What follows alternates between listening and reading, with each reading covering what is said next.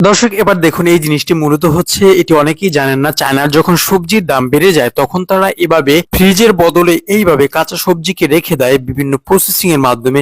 তখন এই সমস্ত সবজিগুলো বেশ অনেক দিন যাবত তারা খেয়ে থাকেন।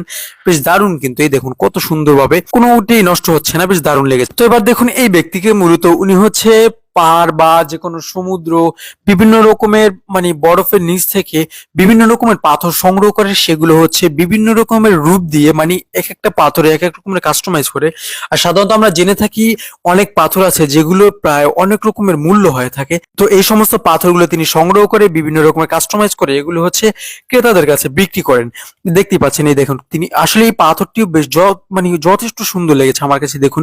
আর এই সমস্ত পাথরগুলো যখন কাটা হয় তখন বেশ দারুণ কিন্তু লাগে দেখতে, আপনারা অনেকেই জানেন হয়তো।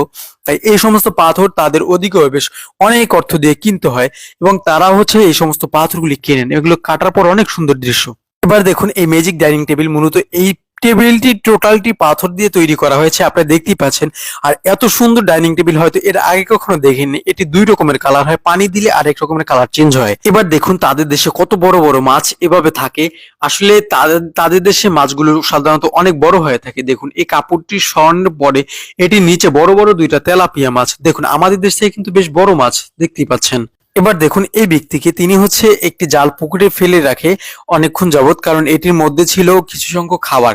আর এই খাবারগুলো হচ্ছে মাছ ধরার জন্য ব্যবহার করা হয়।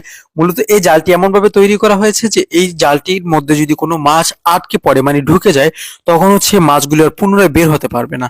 দেখতেই পাচ্ছেন এটি জিপার দিয়ে লাগানো থাকে আর সিস্টেমগুলো এমন ভাবেই করে রেখেছেন তারা, বেশ দারুণ।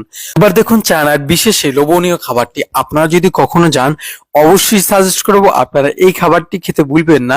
দেখতেই পাচ্ছেন কত আকর্ষণীয় যুক্ত একটি খাবার, বেশ দারুণ লেগেছে আমার কাছে। মূলত এটি ভুট্টা দিয়ে তৈরি করা, বেশ দারুণ।